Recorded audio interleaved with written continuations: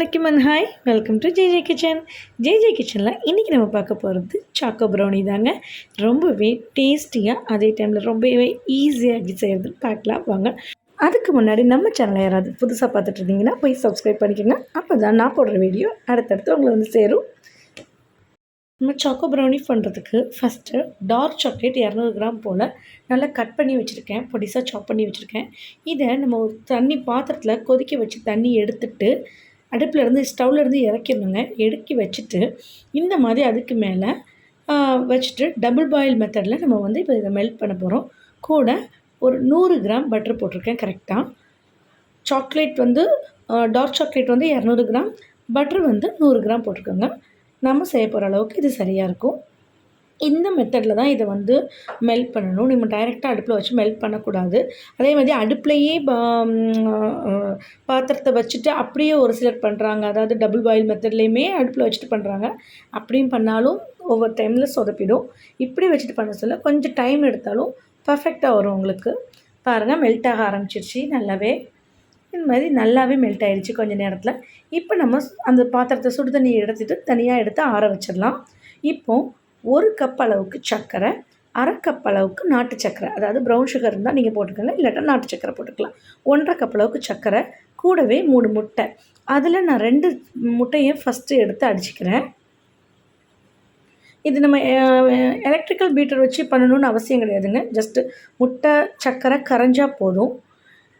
இந்த சர்க்கரையை வந்து மிக்சியில் போட்டு நான் வந்து பவுட்ரு பண்ணிவிட்டு இதை இப்போ நம்ம முட்டையை கலந்துட்டு நம்ம கொஞ்சம் கொஞ்சமாக கலந்துக்கலாம். இப்போ கொஞ்சம் கலந்துட்டு இன்னும் ஒரு முட்டை இருக்குது சொன்னேன் இல்லையா, அதையும் இது கூட சேர்த்துட்டு கூடவே 1 ஸ்பூன் அளவுக்கு வெண்ணிலா எசன்ஸ் சேர்த்துக்குங்க. இந்தளவுக்கு, அதாவது நம்ம கரைக்கிச்சலே தெரியும், நரன்னு தெரியும். அந்த சர்க்கரை வந்து கரையிற அளவுக்கு மட்டும் கரைச்சா போதும். ரொம்ப வந்து க்ரீமியாக ஆக்கணும்னு அவசியம் இல்லை. ஆனால் சர்க்கரை கரையணும். சர்க்கரை மட்டும் கரையாமல் இருக்கணும். அது வரைக்கும் கொஞ்சம் கை விடாமல் அடிச்சுக்கோங்க. இந்த அளவுக்கு ஆயிடுச்சு. சாரி, நான் ஒரு முட்டையும் வெண்ணிலா எசன்ஸும் போடுற கிளிப்ஸ் காட்ட முடியல.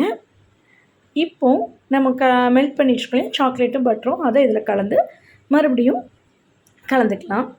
இதை நான் வந்து இப்போ வந்து ஆஃப் கட் மோடில், நம்ம வந்து ஆஃப் கட் மாடல் இதில் செய்வோம் இல்லையா, மெத்தடில் கேக்லாம் கலக்குவோம் இல்லையா, அந்த மாதிரி ஆஃபில் கட் பண்ணி அப்படி கலந்துக்கிறேன். இது நம்ம சாக்லேட்ஸ் கலந்தோடனே அப்படி பார்த்திங்கன்னா அப்படி இந்த ஸ்லைம் மாதிரி, இது குழந்தைங்கள்லாம் விளையாடுவாங்க இல்லையா ஸ்லைம், அந்த மாதிரி இருக்கும். அது கொஞ்சம் கெட்டியாக ஆரம்பிக்கும். இந்த அளவுக்கு ஆனதுக்கப்புறம் இப்போ நம்ம மைதா மாவு சேர்த்துக்கலாம். 3/4 கப் மைதா எடுத்துருக்கேங்க. அதாவது கிராமில் சொல்லணும்னா 100 கிராம் கரெக்டாக. 1 டீஸ்பூன் அளவுக்கு கொக்கோ பவுடர், கூடவே ஒரு 1/4 டீஸ்பூன் உப்பு சேர்த்துட்டு இதை மெதுவாக கலந்துக்கணும். ஸ்பீடாக கலக்கக்கூடாது. மெதுவாக கலந்து மொத்தமாக சேர்த்துக்கங்க. இது பண்ணுறது ரொம்பவே ஈஸிங்க. இது நான் ஓவனில் பண்ணுறேன். இது நம்ம நார்மலாக குக்கர்லேயும் இல்லை அடிகனமான பாத்திரத்தில் எதுலனாலும் நம்ம வந்து நல்லா ஹீட் பண்ணிவிட்டு 10 நிமிஷம் ப்ரீ ஹீட் பண்ணிவிட்டு இதே மெத்தடில் ஒரு 1/2 மணி நேரம் வச்சு எடுத்திங்கன்னா அதே மாதிரி நம்மளுக்கு ஓவனில் வர மாதிரியே கேஸ் அடுப்புலேயே பண்ணிடலாம். நான் இன்றைக்கி எனக்கு பாத்திரம் உள்ளே வைக்கிற பாத்திரம் சரியாக அமையலைன்றதுனால நான் வந்து ஓவன்லேயே வச்சிட்றேன். நான் வந்து 8 இன்ச் போல் ஸ்கொயர் உள்ள கேக் ட்ரே எடுத்திருக்கேன். அதில் நான் வந்து பட்டர் பேப்பர் போட்டு மேலே பட்டர் தடவி வச்சாச்சு. இப்போ இதை போட்டுட்டு நான் மேலே மில்க் சாக்லேட் ஆட் பண்ணிக்கிறேன். இதுக்கு எக்ஸ்ட்ரா டேஸ்ட்டுக்காக நீங்கள் எது வேணாலும் ஆட் பண்ணிக்கலாம். நட்ஸு இல்லை இதில் ப்ளைனாகவும் செய்யலாம். நான் இன்றைக்கி நம்ம டெய்ரி மில்க் சாக்லேட் தரங்க கட் பண்ணி இப்படி சேர்த்துக்கிறேன். கூடவே நான் நட்ஸையும் கொஞ்சம் பொடிச்சு வச்சுருக்கேன். அதையும் கொஞ்சம் ஒன்றும் அதிகமாக பொடிச்சு வச்சுருக்கேன். அதையும் பாதாம் கேஷ்யூ அப்படி தூற்றி விட்டுருக்கேன். கொஞ்சம் டேப் பண்ணிக்கோங்க, அப்போ தான் பபிள்ஸ் இல்லாமல் இதாகும். இப்போ ஒரு டீ ஸ்டிக் வச்சு ஃபுல்லும் இப்படி நம்மளுக்கு வந்து இது பண்ணிடுங்க. இல்லாட்டா அங்கங்கே பொங்கி வர்ற மாதிரி இருக்கும். அதனால் ஒரே ஈவனாக வரதுக்காக டீ ஸ்டிக் வச்சு பண்ணிக்கோங்க. ஓவனை 10 நிமிஷம் போல் 180 டிகிரி செல்சியஸில் ப்ரீஹீட் பண்ணியிருக்கோம். போத் மோட்டில் ப்ரீஹீட் பண்ணதுக்கப்புறம் இப்போ நம்ம இதை வச்சாச்சு. 1/2 மணி நேரம் போல் வச்சுருக்கோம். கரெக்டாக 1/2 மணி நேரம் ஆயிடுச்சு. இப்போ நம்ம எடுத்து பார்க்குறோம். இதில் வந்து நம்ம வெந்துருச்சான்னு பார்க்குறதுக்கு ஒரு டீ ஸ்டிக் வச்சு பாருங்கள். பார்க்க சொல்ல இந்த மாதிரி, அதாவது லைட்டாக ஈரம் இருக்கிற மாதிரி தெரியும். கேக்குக்கெலாம் வந்து அப்படி தெரியாது. ப்ரௌனிக்கு லைட்டாக இருக்கணும். அதுமாதிரி சுத்தமாக வராமல் இருந்தால் ரொம்ப குக் ஆகிடுச்சின்னு அர்த்தம். அப்போ ப்ரௌனி கொஞ்சம் வந்து முருகின மாதிரி ஆயிரும்.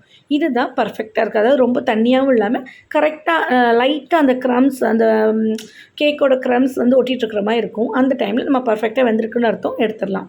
இப்போ நான் கம்ப்ளீட்டாக கூலானதுக்கப்புறம் பீஸ் போட்டாச்சு. சூப்பராக பர்ஃபெக்டாக நல்ல க்ரிங்கிள் டாப்போட சூப்பராக வந்திருக்குங்க. என்னடா ஒரு பீஸை காணமேன்னு பார்க்குறீங்களா?